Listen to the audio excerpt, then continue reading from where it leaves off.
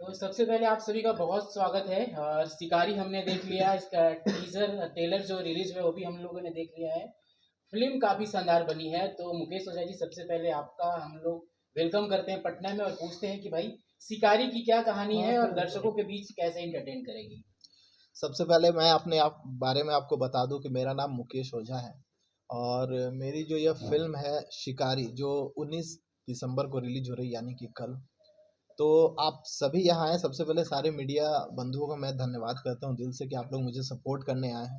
और यह फिल्म के बारे में बता दूं कि पहले मेरे पास जो पल्लवी गिरी जी बैठी हुई हैं, आप लोग सब अच्छे से जानते हैं। और ये मेरे साथ गुड लक रहा है कि मैं जब भी प्रेस कॉन्फ्रेंस करता हूँ तो मेरी जोड़ी पल्लवी जी के ही साथ रहती है। तो ये अच्छा है, मेरी फिल्म के बहुत इम्पोर्टेंट पार्ट है इस फिल्म में। एज ए आर्टिस्ट काम कर रही है और बड़े पर्दे पर दिखाएगी हमारी जोड़ी। हमारे सामने मनोज एस तोमर सर, जो इस फिल्म के प्रोड्यूसर एंड डायरेक्टर हैं। और समझिए कि इस पूरे जो हमारा बोट है ना, उस वो जो शिप है जो शिकारी, उसके मेन जो है वो मनोज सर ही है। और इधर है हमारे बड़े भैया समर राज जी, ये बेसिकली एक प्रोड्यूसर भी हैं। और हमारी जो फिल्म है शिकारी, इसको ऑल ओवर इंडिया यही डिस्ट्रीब्यूट कर रहे हैं। इनकी बैनर है समरसी फिल्म एंड मीडिया एंटरटेनमेंट। और अभी क्या है कि अरिनो ने एक फिल्म की थी प्रेम की पुजारन खेसारी लाल को लेकर एज ए प्रोड्यूसर। तो तो चलिए अब हम इसके बारे में डिटेल बात करते हैं कि शिकारी एक ऐसी फिल्म है कि शिकारी हमारे हिंदुस्तान की, नॉट ओनली भोजपुरी, पूरे इंडिया की फर्स्ट स्लेशर थ्रिलर फिल्म है। इससे पहले हमारे हिंदुस्तान में इस सब्जेक्ट पे कभी कोई फिल्म ही नहीं बनी, ना बॉलीवुड में ना साउथ में। यह पहली बार बन रही है, वो भी हमारे भोजपुरी में। तो ये हमारे लिए प्राउड का मोमेंट है कि हम फर्स्ट टाइम कुछ नया एक्सपेरिमेंट कर रहे हैं। ये इसलिए कर रहे हैं कि हम वो 90s के दौर से बाहर निकलना चाहते हैं। जब न्यू जनरेशन के लड़के आएंगे, न्यू थॉट आएगी, नए लोग आएंगे तो नई चीज़ें आएगी। हम काफ़ी हम मेरा अगर बैकग्राउंड आप देखेंगे तो मैं जब 9th क्लास में था तब से इस इंडस्ट्री से जुड़ा हुआ हूँ। और मैं एज ए क्लैप बॉय अपनी जर्नी की शुरुआत की थी। क्लैप बॉय के बाद मैंने असिस्ट की, एसोसिएट की, तब जाकर एज ए एक्टर लॉन्च हुआ। तो मुझे चूंकि फिल्मों की बारीकी के बारे में काफ़ी जानकारी थी, मुझे पता था कि कैसी सब्जेक्ट आज के यूथ को पसंद आएगी, चूंकि मैं खुद ही यूथ हूँ। तो हम लोगों ने प्लान किया कि क्यों ना हम एक ऐसा सब्जेक्ट पे प्लान करते हैं। और इस फिल्म का सब्जेक्ट ही इतना यूनिक है कि एक केमिकल फैक्ट्री जो होती है, उसका वेस्ट केमिकल नदी में बहाया जाता है। और वो नदी के पानी को जो लोग गांव वाले यूज़ करते हैं और वो कैसे इफेक्ट होते हैं उस केमिकल से, और धीरे धीरे वो आदमखोर बन जाते हैं। उसके बाद जो जर्नी शुरू होती है, आप जब देखेंगे थिएटर में इस फिल्म को तो पूरा आप एकदम इमेजिन नहीं कियोगे ये चीज़ दिखेंगी। दूसरी बात है कि ये भोजपुरी की इतिहास की पहली एडवेंचर थ्रिलर भी है और साथ ही साथ भोजपुरी इंडस्ट्री के इतिहास की पहली वायलेंट फिल्म। इस फिल्म में चूंकि फिल्म की कहानी की डिमांड थी, ऐसा नहीं कि हम चाह रहे थे कि वायलेंट दिखाएं, फिर भी हमारी फिल्म की कहानी की ऐसी डिमांड थी कि हमें वायलेंट दिखाना पड़ा, और वायलेंट टॉप लेवल पे। आप देखेंगे प्रोस्थेटिक मेकअप का यूज हुआ है टॉप लेवल पे। हमारी फिल्म के प्रोस्थेटिक मेकअप जो ये जो आप शिकारी देख रहे हैं, ये सब जो कैरेक्टर, इनके जो फेस जो बने हैं वो 3-3 घंटे वैनिटी में बैठ के एक एक आदमी पे 3-3 घंटे मेकअप का काम चलता था। लेकिन एक सवाल है मुकेश जी की बताइए कि पल्लवी गिरी जी के साथ में है मौजूद, लगभग उसमें फिल्म में तीन तीन हीरोइन दिखाई दे रही है।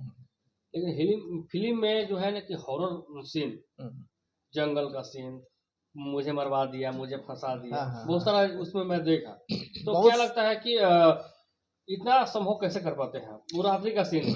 हाँ, एक्चुअली क्या है ना कि मेरे साथ हीरोइनें तो हैं ज़्यादा इस फ़िल्म में, बट फ़िल्म की कहानी ऐसी है ना कि आप देखोगे ना तो आपको कोई नहीं लगेगा कि कौन लीड है, कौन कैरेक्टर, सबके पैरेलल रोल है।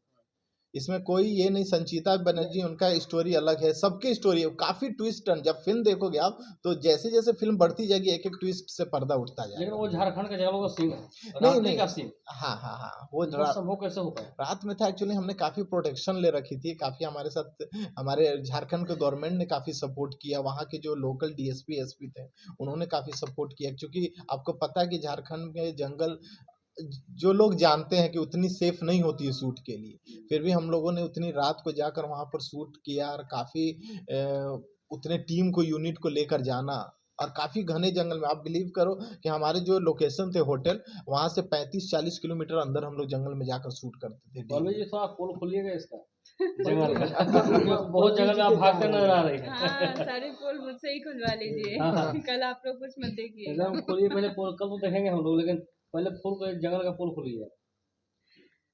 सबसे पहले नमस्कार, जितने चैनल देख रहे हैं मुझे उनको मेरा प्यार भरा नमस्कार है, और आप लोगों को बहुत बहुत दिल से धन्यवाद। पूछिए क्या जानना चाहते हैं आप? जानना चाहते हैं कि रात्रि का जंगल का सीन होता है, भूतहा मन फिल्म है, हॉरर मूवी है और तमाम सिनेमाघरों में रिलीज होने वाला है। तो आज ही हम जानना चाहते हैं कि झारखंड के जंगलों में, चाहे कहाँ के जंगलों में, ये हम नहीं जानते हैं, लेकिन उतना जंगल में रात्रि का सीन कैसा लोग शूट कर रहे हैं। बहुत ही भयानक रात्रि में जानवर भी रहता है, सियार भेड़ हर चीज रहता है। बहुत ही भयानक सीन था। जब हम लोग सीन कर रहे थे तो ऐसा लग रहा था कि पीछे से वाकई में रियल में कुछ आवाजें आ रही हैं, और कुछ लोगों को तो आवाजें भी आई थी और बहुत ही डरावना। हाँ, कुछ महसूस भी हुआ था हम लोग जब शूट कर रहे थे। और रात को 2 बजे 3 बजे 4 बजे शूट करना, और भयानक जंगल में, पहाड़ जंगलों के बीच में शूट करना, मतलब कि एक कुछ कुछ तो लोकेशन ऐसे थे कि नेटवर्क भी हम्म हमारे फोन के चले फोन जाते के नेटवर्क गायब, घर से फोन आ रहा है, मतलब वो हम लोग देखते थे फिल्मों में ना कि जंगल में जा रहे हैं नेटवर्क गायब, वो वाली सिचुएशन हम लोग के साथ हो गई थी रियल में।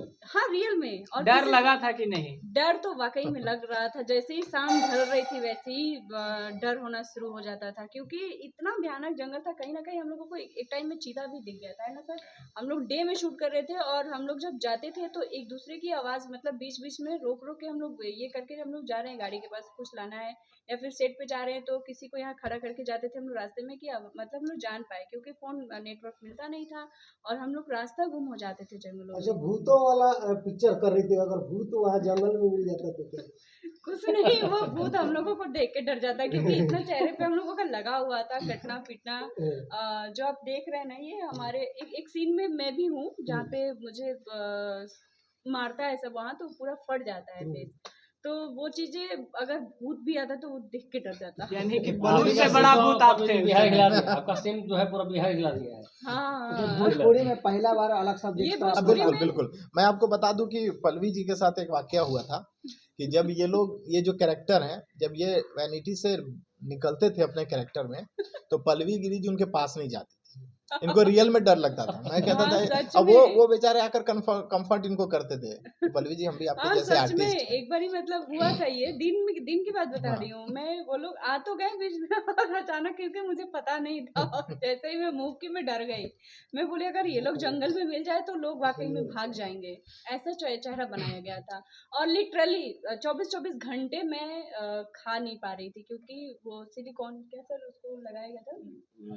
हाँ, सिलिकॉन से जब हम लोगों को जैसे कि किसी भी चीज को काटा जाता है ना, तो वो चीजें दिखाई जाती है कि हम कैसे कर रहे हैं। तो हाँ, सिलिकॉन ही यूज 24-24 घंटे में कुछ भी नहीं खाती थी, वैसे ही एकदम मुंह बंद कर, एकदम साइलेंट, ऐसे होता था। ओझा जी, हाल में ही एक न्यूज चैनल के द्वारा डॉक्यूमेंट्री बनाया गया था आदमखोर, जिसमें आपकी फिल्म की कहानी सेम दर्शाता हुआ दिखता है कि जो फैक्ट्रिया से जो वेस्ट सामान निकलता है उससे कैसे इम्पैक्ट होता है, जो इफेक्ट होता है गांव के लोग, उसे आदमखोर बनते हैं। वो डॉक्यूमेंट्री किया गया था, और ये मामला 2 महीना पहले सुप्रीम कोर्ट में भी जा चुका है, और सेम ये कहानी है। क्या इस फिल्म की कहानी देखकर लोग सोचेंगे, समझेंगे, क्या ये प्रेरणादायक भी फिल्म हो सकती है? बिल्कुल बिल्कुल हमारे फिल्म में कहानी जो है वो ये मैसेज ही दी गई है कि हमें नेचर के साथ खिलवाड़ नहीं करना चाहिए। हम इस फिल्म से यही मैसेज दे रहे हैं कि हमें नेचर से अगर हम खिलवाड़ करेंगे तो कहीं ना कहीं वो घूम कर हमें ही इफेक्ट करेगा, और उसका असर हमें देखने को मिलेगा। आज देखने को मिल भी रहा है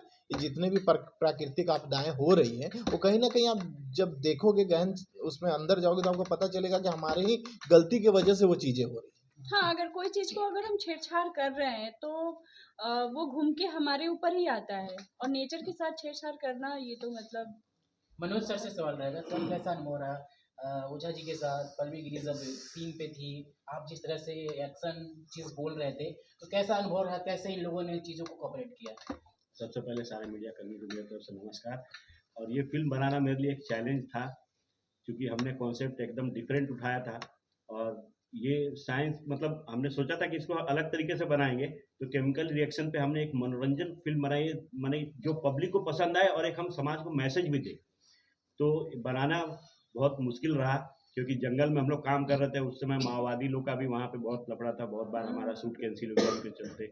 और जिस जगह पे हम लोग शूट कर रहे थे वो इलाका भी बहुत खतरनाक था, और जो खंडहर में हम लोगों ने शूट किया